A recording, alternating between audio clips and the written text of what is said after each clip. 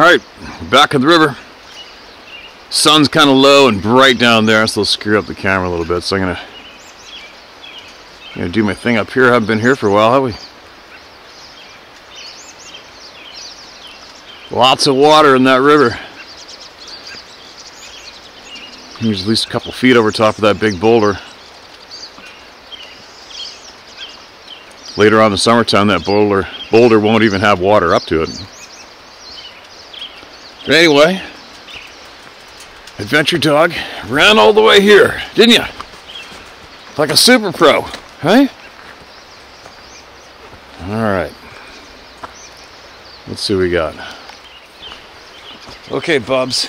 No knocking over the tripod, alright? Okay?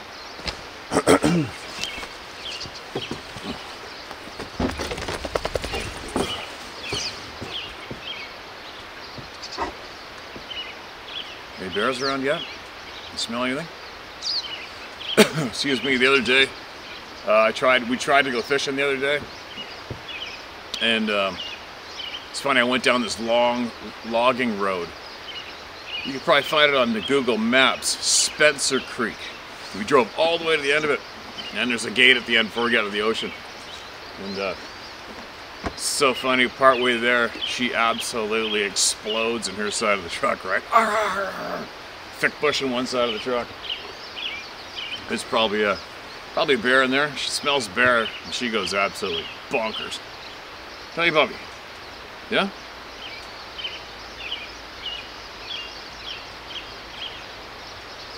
And she loves going for a rip in the quad. Holy shit. Almost jerks my arm right off of it. I try not to let her go too fast, because obviously she'll burn herself out too quick, hurt herself. Anyway, we're going to get into her. Gonna get into her right away. It's chilly this morning. I gotta sweat up the horses today when I get back. It's one of my things I have to do today. Been lunging them for a week. Now it's time to get those saddles on and get sweated up. They just might go to the mountains with me this year by myself. Maybe. Now, what do we got? More important voices to be heard. The evening my mother and I were surrounded and attacked is the title of this email. Uh-oh. What are you looking at? Man, she's a hunter. She wants to hunt. We went by a rabbit on the way here. The rabbit stood there right in the sunshine on him like, oh no. She wants to go shred him and take my arm with her. Sorry. The evening my mother and I were surrounded and attacked. Hi Steve, we're doing the best we can here in Virginia. Hope all yours are doing well. The turkeys are starting to look for nesting areas. The weather got cold again, so it'll hold them up from strutting. And this encounter was at my farm in West Virginia in the Alleghenies. My mom had just finished mowing. She loved riding that zero turn. It was late September, her last time before passing at age 85, 2 years ago. I just finished mowing what she couldn't while she sat in my truck watching. I opened my door and was getting a drink and putting a headlamp on. It was dusk and had about an hour of weed eating. I turned and heard an oak toad whistling back down the house coming from the swimming hole area. I told Mom, hear that? And I cupped my hands and mocked it. Then in a second, it was up behind the house, loud as hell. Then to my right, it screamed so loud, my mom was hollering, let's get out of here. It was just inside the tree line, 30 yards away. I kept the headlamp on spot, but didn't see anything. Then it started out howl like a wolf, then whoop, then a whoa, like an owl. Then oak toad, then a wood hen squawking. Quote, red-headed woodpecker, end quote. Mom was screaming, get me out of here. I told her if it was going to get us, it wouldn't warn us. Yeah, I told her there's a bit of punctuation, no big deal. I told her if it was going to get us, it wouldn't warn us. I was thinking someone was messing with us. Then it was 20 feet to the right. Then it was 20 feet to right of that one, another in front of us, and another to the right of my truck, all just inside the wood line. And it was so loud, it rattled your body. You could imagine being that close, and she's in the truck screaming. I'm freaking out. All four of them hollering the same thing over and over. She wants me to get in the truck and go. And I told her I've got to get this done. It'll be another month. And I reached in and got the 357 and laid it on the console and said, you'll be safe in the truck. They're not going to do nothing. They're trying to scare us.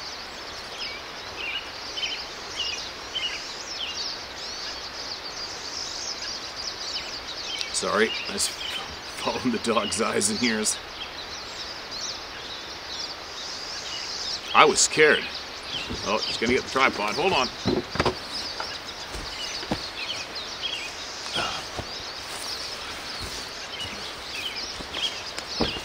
Sometimes people come down here walking their dogs. I don't need her getting into scrapola. Sorry. I was scared, but not going to show it in front of her and make it worse. They quit, and I looked hard, but I'd never seen another of them. I shut the door and walked around to her side and started weeding the cedars along the front. The weeds were almost 2 feet already. I keep telling myself something's getting weed eater to the face. Like that would do something. I got about 6 trees down and walked back to get a drink and checked on Mom, and as soon as I opened the door, they started again. Lined up over the other side of the cedars where I just came from. That set her off again, just repeating, get me out of here, they're gonna kill us. I said I got 45 minutes more and I'll be done. I shut her door, got her on the truck and backed it and the trailer down in front of the porch and cut the light on to shine out so she could see. And she's giving me hell. I told her, you can see me. And I shut the door and got back to it. They had quit before I got out, and so I started getting it all done. I came back 45 minutes later, opened the door, and she was bawling, crying. I'm never coming back again. The big red eyes was right there looking at me, and I'd look down and look up, and they were still there, she said, crying. I was upset that they were doing this, scaring the life out of my mom. I've had several encounters over the past several years, just stinking dead smells or wet dog smells. And just a whoop and a tree knock. Just one, I'd ignore it and I'd keep doing what I was doing at the time. Filling feeders, salt block or game cams or firewood. And all this is over in backland across the stream. When we got back to her and Dad's 2 hours away, she was afraid to get out. And it was around midnight then, so I just carried her in. She was 4'8", 90 pounds, little Cherokee woman, no big deal. I was staying there with them, caring for her and Daddy, so they'd not have to go to a home, which doctors suggested was the best thing. Yeah, morphine and nursing home was what I'd hear every time they'd get down. She never said anything about what happened for about a month, and my sister asked why she wasn't going with me anymore. I said, ask her about the red eyes, and she didn't want to talk about it. My sister thinks we're crazy and was looking up animals with red eyes at night. And I told her there was no light shining on them. I was weed eating and then told her the whole story. I wish she'd been there. She'd been up in the back of truck trying to hide, screaming along with Mom. Haha. She's never been out in the woods at night. She's heard hollering at night out back her house and called me, asked me what it was, and I told her, what's the matter? It's probably just an owl or fox. Take a light and go see. Anyways, I've had a few other things happen to me over there. I don't feed anymore, just salt blocks and a few game cams to make sure there's no trespassers. I had those long-hauled trekkers walk in from Allegheny Trail. There's a trail comes down to my place from it. There's a switchback 3 miles up the road and they get confused which way to pick up the trail after it crosses the road. It's happened a couple times. I get them on cam. All the cams I use to have out, you'd think so. Oh, all the cams I use and have out, you'd think saw by your things would be deterred. Good luck hunting turkey down here this year. Be safe. Appreciate y'all. Send some more in soon. I got some more pictures too. Thanks. Okay, there you go. You poor mom. You should have left right away, man. Poor thing. We're supposed to protect the women and the children. That's what we're built for, man. They get scared. We gotta do something. Poor thing. I've been in those woods in West Virginia by myself, running around. It's beautiful in there. It's steep. Shot some turkeys there. Lots goes on around there. Without a doubt. Appreciate you emailing in, man.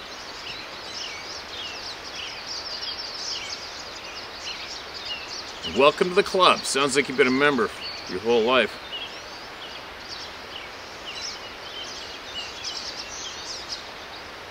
It's funny, the Ruby just lays on point, facing everywhere, the natural guard dog, right? She knows the routine with us now. She just lays down patiently, knowing she's going to be here a bit. This next email has a title, I had a hypnotic regression, January 17th, and I'm sharing the details. Now, this is going to be interesting. Hey Steve, I told you in March 2024 email that I would let you know if I got myself hypnotized and regressed. In January, I had a regression session with Barbara Lamb, a nationally known licensed psychotherapist and hypnotic regression therapist, and she was very professional and credible. I'd heard her on Coast to Coast Radio and seen her on YouTube. I had a couple issues I wanted to look at under hypnotic regression, but we only got to my 2005 experience, which is detailed below, and took 2.5 hours. I recorded the session, took 4 pages of notes, and condensed to the details below. Here we go. From March 14th, 2024 email. Terrifying experience in 2005 in the Sierras. Later experiences were not. Thank you for all you're doing to get this information out to us. I spent all my vacations in the last 30 years in the Sierra Mountains, hunting, fishing, hiking, dirt biking, and quadding. In 2005, I was deer hunting alone in the high Sierra of Central California. I'd not seen anything at high elevation that morning, so I decided to head down the mountain and try a different area. As I was driving on the fire road to my left and down the mountain, I could see several deer below coming up the mountain. So I pulled over, parked my truck, got out and walked about 25 yards from my truck and saw a spike buck in a stand of trees about 100 yards up the fire road. I just observed the spike buck in my scope as I would not take a spike, and all of a sudden something very large, dark and fast crossed my field of vision, and I was filled with a terrible fear and going to die dread. And in my head I got a leave now impression/message, and I said to myself, I gotta get the F out of here. And as I turned to my right, my left boot hit my right boot and I stumbled.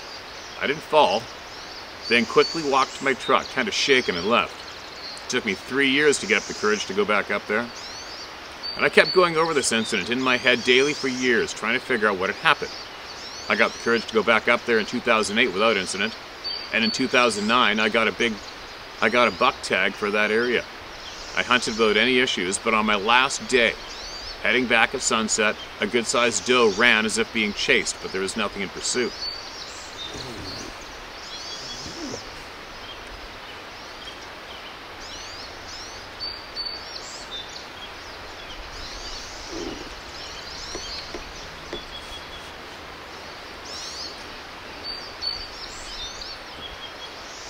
Since 2005, I've read multiple Bigfoot books, and I was finally able to attend a conference in Montana in October 23. I had the luck to sit at dinner with a well-known and credible Bigfoot researcher, Ron Moorhead, that I described my 05 experience to and told him the exact location where I'd been hunting, and his response was, "Oh yeah, they're up there," meaning Sasquatch. But neither he nor his hunting buddies had ever had a terrifying fear and dread, or a leave now experience. And you would ask in one of your videos, why tell your story now? I recently read 2 of Scott Carpenter's books and found them disturbing. The information shared on your channels and your book on pages 117, 171, and 294 provided some insight into this topic, but is also disturbing. For years after the 05 experience, I just did not know what to think. You cannot talk to people about this subject as they think you're nuts. I've thought about getting hypnotized and will advise if I do. Okay, so that was the first email. It's got the next email, or next part. Regression session details, January 17th, 2025. Barbara Lamb put me into a state of hypnosis, excuse me, and regressed me back, excuse me, to the 05 experience. Immediately, my attention is drawn to the leaves up in the trees fluttering in the wind. I see something black. Then, a bright white light behind the deer. I see a shadow of a conical head to the right. There's something there. It's in my periphery. See black in the scope. Then a blue dot. And black around me. There's a very bright white light up in the trees behind them. I don't know what it is. Then it popped out, no noise, and there is something to the right. It's black.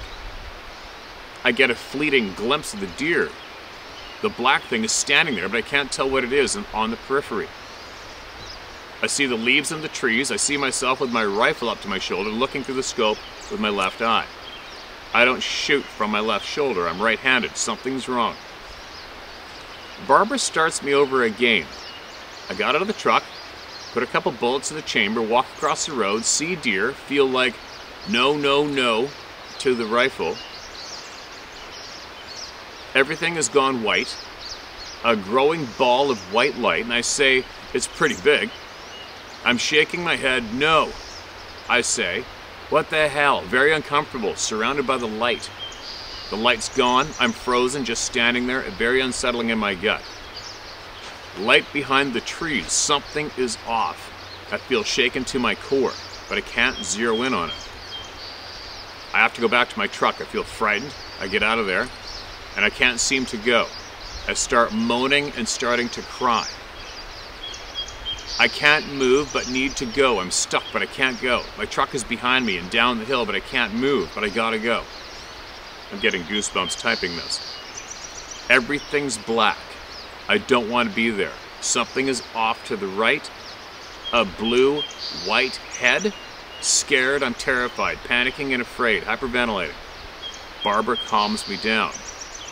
Blue, white, round head. Hyperventilating again. In the blackness is a blue outline of a skull coming at me, floating in the air. Blue head is now gone and the skull is gone. It's all black and I'm afraid. On the left is a red, excuse me.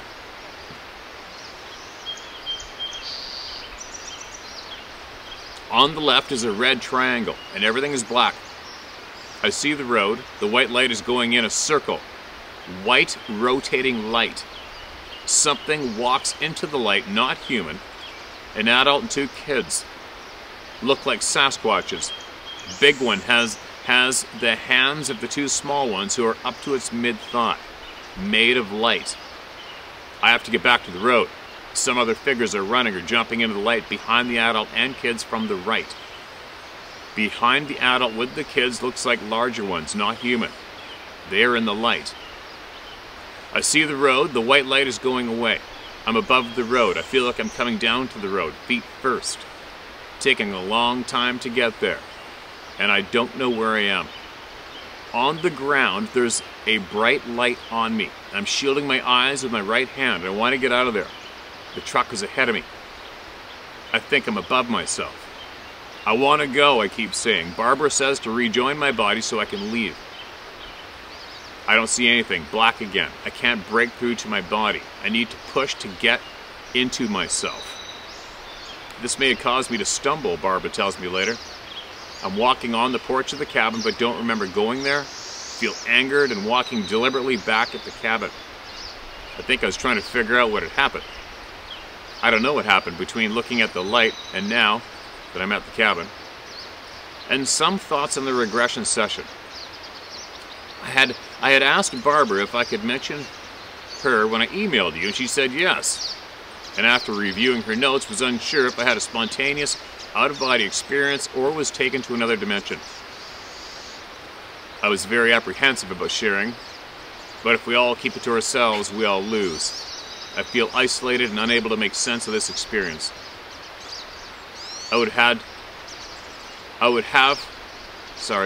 had to drive back from where this happened, probably 30 miles to the cabin I had rented for the weekend. But I had no recollection of driving back to the cabin. I could never remember where I had stayed, this cabin, until this regression. Then it all came together. I was in shock for a couple days after the session, followed by a couple of days of a lot of sadness, followed by a couple of days of anger. We'll have to ask Barbara about that if I do another session. The guy I had dinner with in Montana in 23 was Ron Moorhead, who ironically Barbara had met years ago and found him very credible. If you have any questions, please bounce back. I'll leave you my full name and cell number below, but please keep confidential. I have reasons for this. I didn't tell my wife about these details until mid-February and told her, "You know me, I'm not a bullshitter." She said I should write a book about all my experiences, but I'm not really motivated.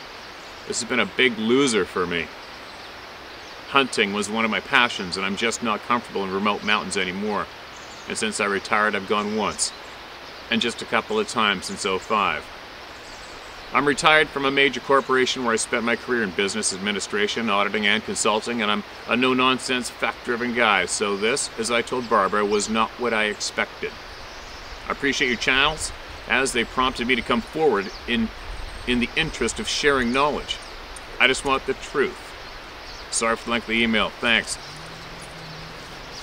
Whew! There we go.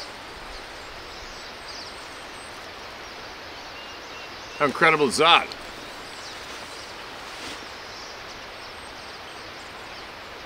Sort of vehicle up top of the hill up there. I hope nobody's coming down with the dog. That's pretty incredible and absolutely generous of you sharing that with all of us today, man. I so appreciate you for doing that. Holy shit. So now what? To all the listeners, take from what you will or leave it, but I'd be thinking a lot about this one, right? Doesn't that possibly have a little more insight to what's happening to thousands of all of us out here in the real world? How amazing is that? Where are they going? Where are they coming to? The tripod's gonna get knocked over, you little goofy dog. All right? You getting bored? You know the routine. Hold on a minute. I think for all the people that want answers in this lifetime, if you don't have an open mind to listening to absolutely everything, you're not going to go anywhere. You're only going to go so far, right? I mean, you can probably go as far as accepting the fact that these people and more are running around. I've convinced myself it's not full-time here. I've convinced myself only by listening to all of you and learning what I learned on my own and seeing and experiencing what I experienced. For me, I am 100% convinced that these people and more aren't here full-time, meaning right here where we are currently. This plane, this dimension, whatever you want to call it. This existence that I'm in right here in the real world, right here. And everywhere else I take you guys, everywhere I take myself. These people aren't there full-time. No way. And if they are full-time, it's somewhere that we can't see currently. Take from what you will or leave it, but that's my take and what I've been learning. How many years ago I would not even entertain that thought for a half a second. I shake my head and laugh. Like back in the day when I was contacting Dr. Brenda Nagel and Bobby Short. Had my big plans. I was just gonna get a great big decoy, go up to one of those inlets up the coast, get dropped off with the decoy in the middle of one of those estuaries in the grass and lay down in the grass behind it. And Bobby said to use some baby crying recordings and call them in. Yeah, it didn't take long to figure out that was a mistake. Would have been a big mistake. Meaning, yeah, I know. They're not an animal. I'm rambling, babbling. I hope you go back. I hope you have another session with her myself. I really hope you do. And I really, really hope you get hold of us again and share. what you learn. That email today possibly took a whole pile of people here leaps and bounds ahead in their journey. Absolutely appreciate and thank you for that. Excuse me. If I could, I'd go hunting with you tomorrow, man. I'd come and go hunting with you for a handful of days. Make sure you get back out there.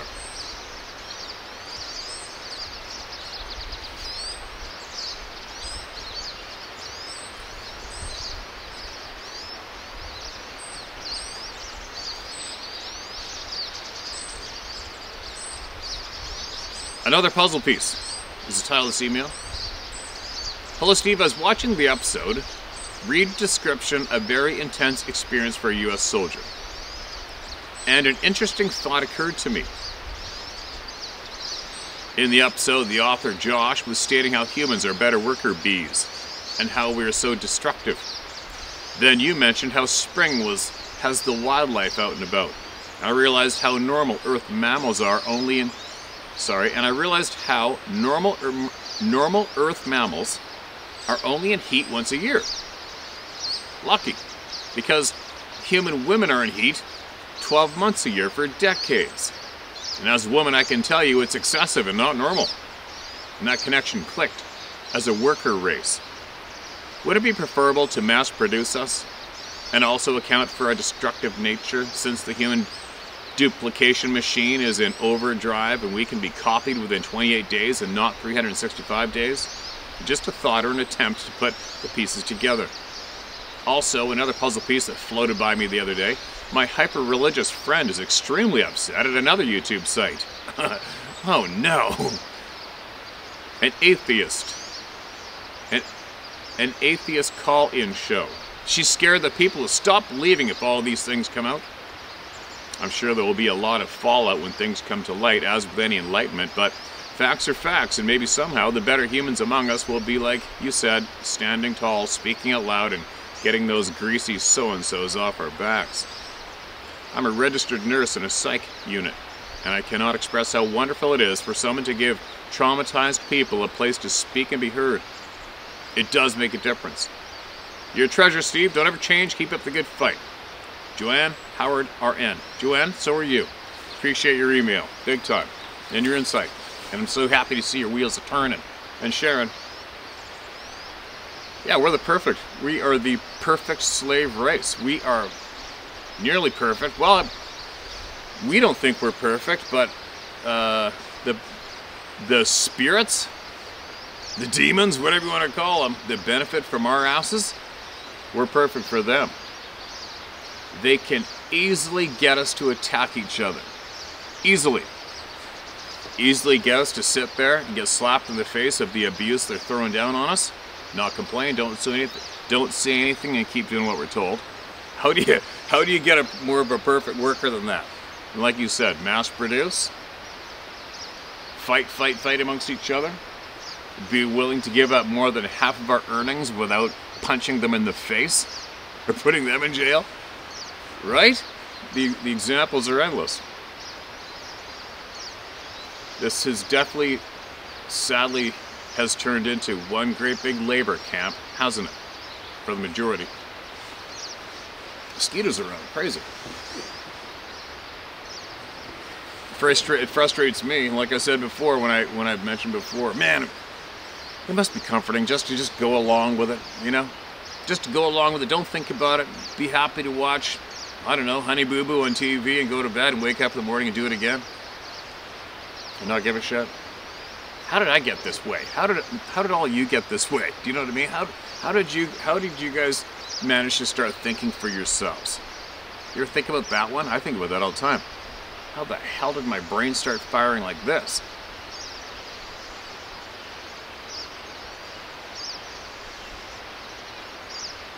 I'm definitely not one of the preferred workers. That's for sure.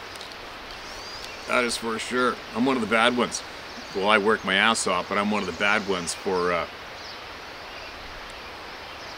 not making noise or making noise. All right, I'll stop babbling. What do we have here? I don't know if this has been read before or not, so I'm going in anyway. We'll see. My 3 experiences. Greetings, Steve. I hope things are well with you. I'd like to share with you my most recent experience with these beings, as it is still very raw for me and my 21-year-old son, in that it has just recently happened on Thursday evening of October 1st. It happened about a 30-minute drive from town and about a 25-minute walk. My son and I drove above a logging cut about 4 or 5 years young and carried on up an older logging road and parked the truck where it began to thicken along the sides of the road with alders and small pines. We threw in our packs, loaded our clips, and started upwards along an old skid trail. We got to a point where it looked like a good area to split up, so we decided to meet back at this point in about 30 to 40 minutes, as it would give us some daylight to walk back down to the truck. It wasn't more than 20 minutes in when we each started a few cow elk calls. We were within earshot of each other's calls. It was pretty thick, but there was a ton of fresh elk sign. My son bugled and we heard an immediate response, but you could tell the bull ridged out and was heading away from us and down a different draw. This is when things started to feel, we'll say, unusual. I could hear my son's cow calls, so I knew he was heading back to our meeting spot. Things were extremely quiet. When you say even the birds and chipmunks are silent, I can certainly understand this now, and it was crazy, as I thought we were going to get some action, especially with all the elk sign, the fresh sign. I'd even lit an elk scent stick. I was starting to feel a little uneasy, so I decided to also head down to our meeting spot, and that's when 2 ravens flew directly overhead, only about 20 feet above me, which I thought was very uncharacteristic of these ravens. It literally felt like they were observing me more than necessary. A lot of them do, though, right? I've noticed over the years, a lot of them do. Nonetheless, I met my son at our previous rendezvous point. We had a brief discussion and a few drinks of water. We didn't talk about our uneasy feelings that we individually had, at least at that time. And as we were about ready to start our walk back to the truck, that's when we both heard 3 loud knocks. And trust me when I say, I know for a fact there was no one else or another hunter in that area. We both decided how loud they were and guessed them to be probably not more than 250 to 400 yards off. It stopped us dead in our tracks, and we both looked at each other and said, "What the hell was that?" No way it was someone cutting wood with an axe or a bull raking its antlers. We proceeded very slowly, but our senses were heightened a bit. My son cow called, and we immediately heard 3 more consecutive knocks. And I noticed the time delay between each knock was unsettlingly accurate. And the knocks were a hell of a lot louder. I was now dialed into the direction of the knocks, and I told my son that it's no way it could be a man, not only because of where we were, but also because they would risk getting shot for doing something so stupid. I looked at my son, who looked a little uneasy, not scared, but a little rattled. I said, "No, Bubs, no. Hold on. Hold on. I almost knocked down my camera. Over here. There you go. There you go. Good girl. You're being a patient good girl. Sorry. I looked at my son, who looked a little uneasy. Not scared, but a little rattled, and I said, sorry for my language, F this. Chambered a shell and put the safety on. And that's when we heard our 3rd series of 3 knocks. Yep, they were louder again. We both knew that the overwhelming loud sound of the knocks were from something with a ton of strength. More than a grizzly, that's for sure. That's pretty powerful. The timing sequence was quite eerie too. I would guess it was about another minute, and we heard 3 more immensely loud knocks. By this time, we each knew that something knew we were there, as it was paralleling us down the skid trail. I wanted to add that it was dead calm, not even a small breeze. And that's when the unexpected happened. We literally heard the sound of a large tree that was snapped, and it was thrown in our direction. It was like standing next to a locomotive. The unusual thing we both individually experienced was it felt almost like being in a bubble. We felt the pulse of the sound waves ripple and almost warp right through us. It felt as though we were motionless in time, and it sure as hell was not a tree that just tipped over on its own. I collected myself and calmly told my son that, hey, maybe this is our story, and let's not get too excited, just slowly walk back to the truck. Bubs.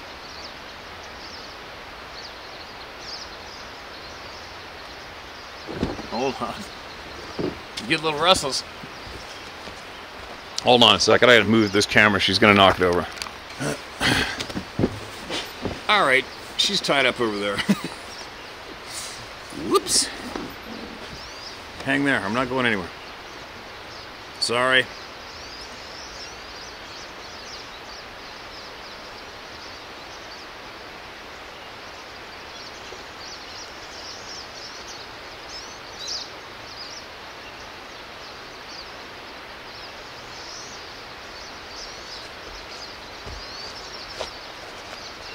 I felt as though the pulsing effect was a way to measure us or our fear and perhaps our next move. I assumed it felt that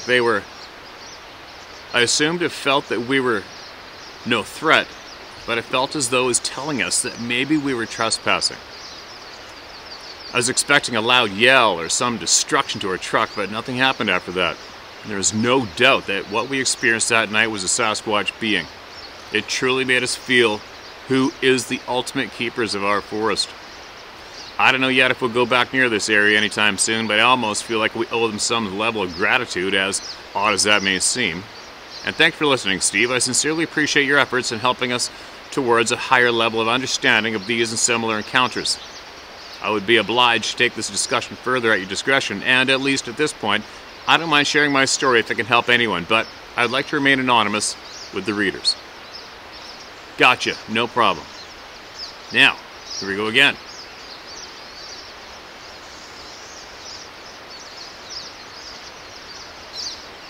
Another email from the same man.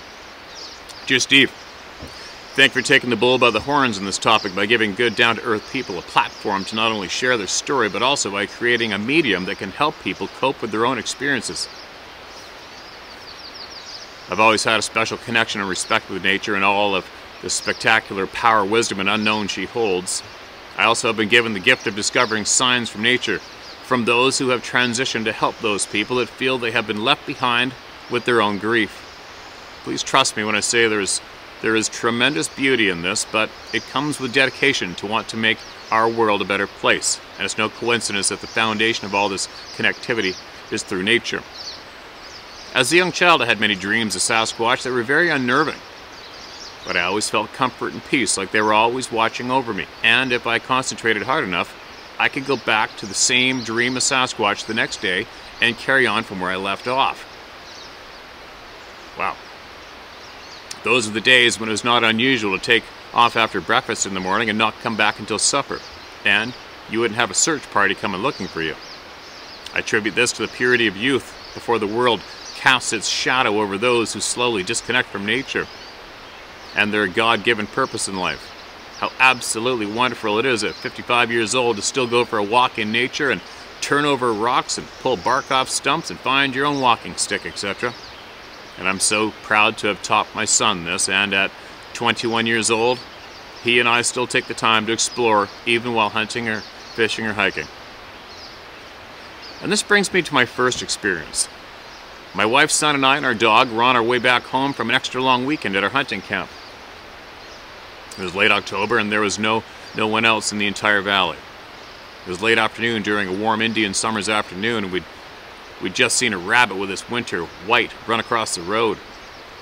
We'd seen many rabbits that weekend, but for some unusual reason, I stopped the truck and grabbed my 6 to 7-year-old son and we just walked off the side of the road into an area that I knew was quite nice, damp and quiet, no guns.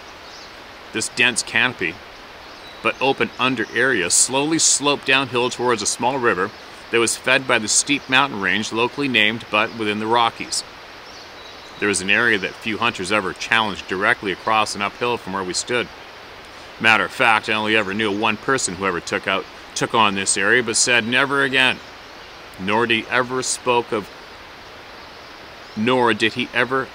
it, which I found unusual. Nonetheless, I always felt that tingle when you get in the back of your neck when I was close to this area. Probably only a couple minutes passed from when we hopped out of the truck, and all of a sudden we heard the most powerful, high-pitched shrill, almost in fear or surprise, perhaps from seeing us or maybe a warning. And I've heard nothing like it in the 40-ish years that I've been in the bush. I tried to maintain my composure in front of my son as I directed him and went immediately back to the truck, but I knew something was near and felt like it was watching us, but I had no inclination to dig any deeper. My wife was as big-eyed, apprehensive, and confused as I was when my son and I got back to the truck. I literally was looking out the back of my head when we were walking back to the truck, and our dog never even got out of the truck. It's confusing. When you experience these unknowns and we just file them in the back of our minds and can't talk of them. My second experience is in the same drainage, maybe 5 kilometers as the crow flies, but on the opposite side of the range where the first experience happened. It was mid to late September, a year or so after this first experience. Bobs, you alright? I was by myself and hiked into a nice location that I could sit down, pop my spotting scope, and have a sandwich. I've been glassing for about an hour. I find time sure flies by when you're comfortable in spotting beautiful country. And there's a long green slide with sparse alpine either side that gradually uphilled into some very steep but green terrain before you were rocked out.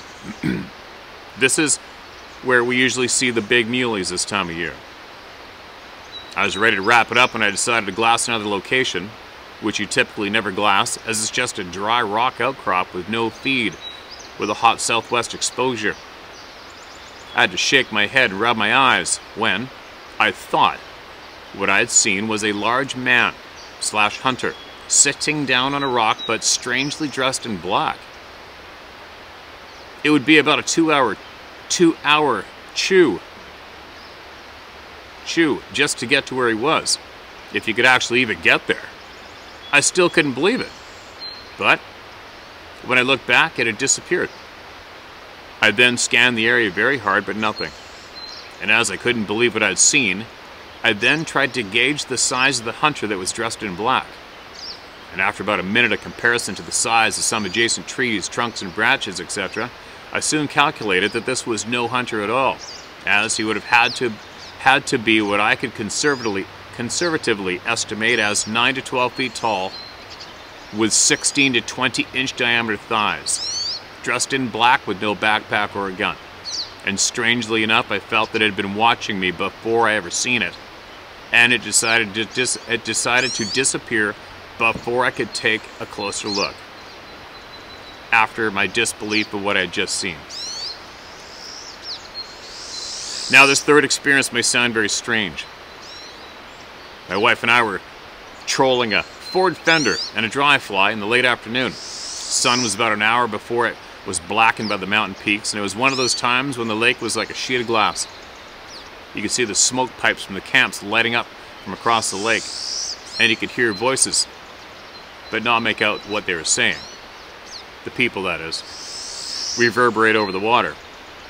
We made our last turn to head back to the boat launch, and were just off of and beside a steep rock face that plunged deep through the water. My wife suddenly said, "Hey, what's that?" "On that rock face right there." And as she pointed, we could only get about 150 feet from it.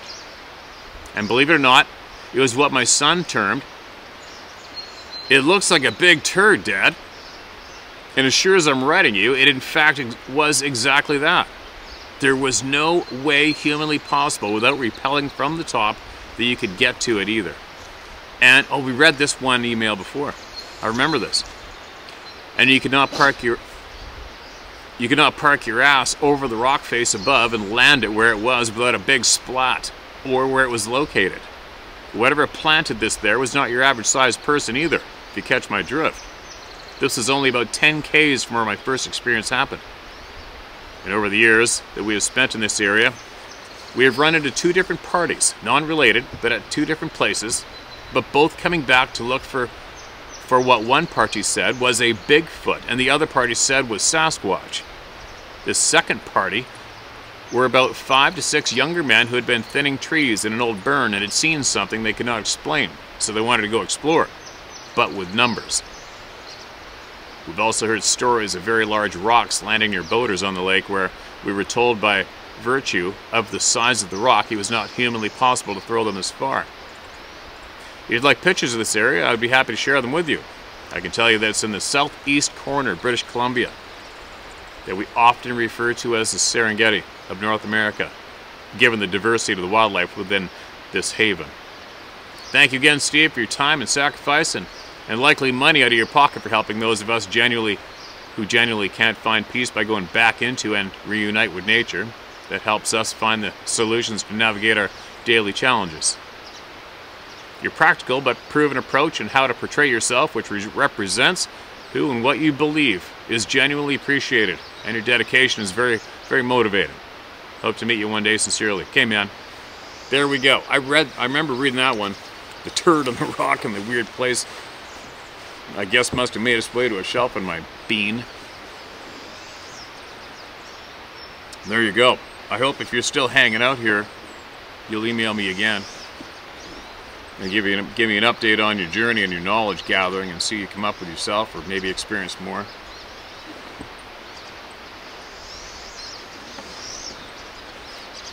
And there we go. The little adventure dog keeps staring around, but no growling, no barking. And now she's just looking at me like, come on, Dad, let's go. Let's go. Hey? Hey, puppy? We had a bit of a cringe moment the other day. A little off topic, but I'll share it. I was so humiliated. Across the road, across our property, is my neighbor. Great guy.